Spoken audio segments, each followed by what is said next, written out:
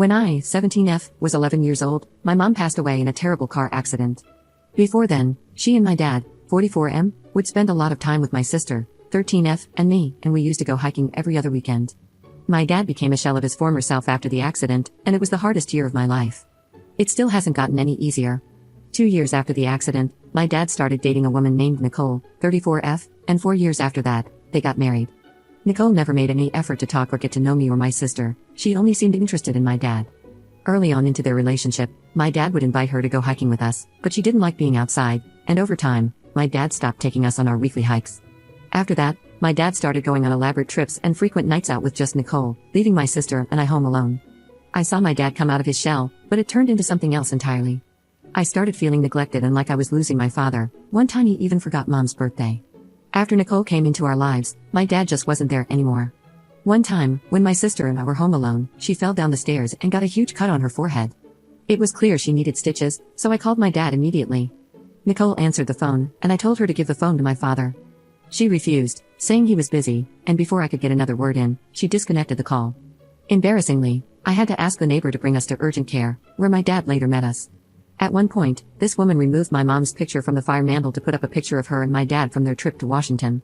The thing that tipped me over the edge was when she made my dad forget about my mom's birthday. Every year, my sister and I would go with our dad to visit my mom on her birthday. It was an annual tradition even before Nicole entered our lives. Nicole and my dad went on a trip to Florida and were supposed to be back 3 days before my mom's birthday. However, because Nicole gets motion sickness, my dad decided to break the drive back into small intervals to make it easier on her, and because of this, he ended up missing our annual trip. He didn't even call us. Not even a week later, he had the nerve to tell us that he had an exciting surprise: Nicole was pregnant. I got angry and told him, "How could you knock her up when you can't even be here for us?" I then looked at Nicole and told her she is a disgusting piece of trash and to get out of our lives. To that, my dad got angry and yelled at me to go up to my room. Later, my grandpa unexpectedly came over to pick me up. My father didn't text me anything. Even as I left, he wouldn't even look at me. It's been 2 days, and I'm still at my grandparents' home. I feel ashamed for saying what I said, yet I don't feel overwhelming regret. Edit. I didn't touch on this before, but I am currently living with my paternal grandparents. They live closer to us than my maternal side grandpa. I've tried talking to my paternal grandparents too, but it was also a very wishy-washy conversation. Not to say it didn't help at times, but it's clear that they were justifying my dad's actions at every chance rather than hearing me out. I don't want to live like this. I hate holding resentment, but I can't help it. Update 1. Hi everyone, it's been a while. Thanksgiving has come and gone, and we had dinner at my grandparents' house. When my dad and Nicole arrived, I asked if I could speak with both of them. My dad said he didn't want to talk and went into the living room. Nicole still remained by the front door, so I apologized for insulting her. She replied that she needed to leave and went to the living room. Overall, she still seemed rightfully angry with me. Dinner was awkward because my grandma would try to get my dad and me to talk, but he wouldn't really bother. After dinner, I pulled him aside and apologized again, but he ignored me and went straight to Nicole. I still wasn't sure if I was heading back with him or not, so I packed everything just in case. When he was getting ready to leave, I asked him if I could come back home, and he said Nicole wasn't comfortable having me home, even though it had been a few days since the incident. I spent the entire night crying on the phone with my sister. I called my maternal grandpa when everyone was still sleeping, and it ended up being a 2-hour call. I basically mentioned to him everything I've said here and how I want to live with him if possible. He said that as much as he wants to get me out of here, he can't do much without my father's approval. I hinted at a legal approach, but he said he wouldn't be able to see us if it got that far. After having the call with my maternal grandpa, he reached out to my paternal grandparents a couple of days later to discuss my situation. I overheard the conversation between them, and my maternal grandpa expressed concern about me, especially my mental state, and asked my paternal grandparents if they were willing to talk to my dad about putting me in therapy. My grandparents said they'd be willing to take me to their church's mental support group or talk with their faith leader who specializes in grief counseling. My grandpa pushed back on the idea and mentioned the need for more professional help, but they were not receptive to the idea. All three of them also had a heated conversation about my living arrangement. My grandpa said it was ridiculous for a grown man to throw out his daughter, and it was shameful that my paternal grandparents were not adamant about helping me get back home. That's all I heard regarding the conversation. Now, my grandma started taking me to weekly private sessions with a faith leader. I'm not entirely happy with the arrangement, but it has helped me start to process my grief in a healthier way. Also, I am still living with my grandparents. I apologized over and over through text to my dad and through my grandparents, but he has not responded. My maternal grandpa has called my dad many times, but my dad blocked him. I am contemplating telling my school counselor next semester all the details regarding my dad, not omitting anything to protect him.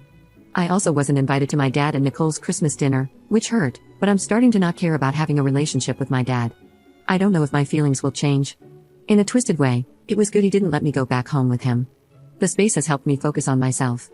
Update 2. Everything is a mess right now, so I'll try my best to be coherent. In hindsight, this was an idiotic mistake on my end, but after scheduling a meeting with my counselor, I mentioned it while calling my sister. On the call, I never explicitly mentioned my intention to report him, but she started freaking out and told me it wasn't a good idea. She ended up crying on the call, saying that I would be hurting our father if I reported him. I told her that I wouldn't go to the meeting to help her calm down. Regardless, I still planned on going to the counselor meeting. I scheduled the meeting during the second week of January while my dad was out in California. The night before the meeting, I received a call from my dad. He said that if I ever wanted a place to live again, I shouldn't spread lies about him to the counselor. I assured him that I would never do that, and that was the end of the call. This was the first time I had spoken to him in days, and I never gave any indication of reporting him. I realized my sister must have said something, so I called her to talk. I asked her why she would tell him something like this, and she said that he called her to ask what I was doing. She slipped up and told him that I was planning to meet with the counselor. I still ended up going to the counselor meeting, and I told him everything that was going on. I asked the counselor not to notify my dad about the meeting, and he said he wouldn't. At the very end, the counselor gave me a couple pamphlets for mental health support and said he would follow up with me. He also dodged my questions regarding what would happen from then on. A day later, right after I got home from school, my paternal grandpa called me over and said he wanted to talk. He told me that the school had called my dad to set up a meeting with the counselor. He started to yell and get angry with me, saying that if I pulled his crap, they'll take my sister and the baby away. He also said that I wasn't raised to lie and continued to reprimand me. I never thought my grandpa was capable of being this way, but it scared me how angry he got. I also got grounded, so I'm not allowed to drive or visit friends for a couple of weeks. I don't know exactly what went down in the meeting between the counselor and my dad, but from what I can gather from my grandpa, there was a police officer present in the meeting, and they will be conducting a wellness check. Also, my dad denied everything that I told the counselor and chalked it up to me being spiteful because I lost my mom. I wasn't in a good mental state afterward, and I still am not. Recently, all I can do now to pass the time is call my friend and ask her to stay on the phone with me, otherwise I'm just rotting in my room. As a punishment, my grandma stopped taking me to the faith leader, so that's my current situation.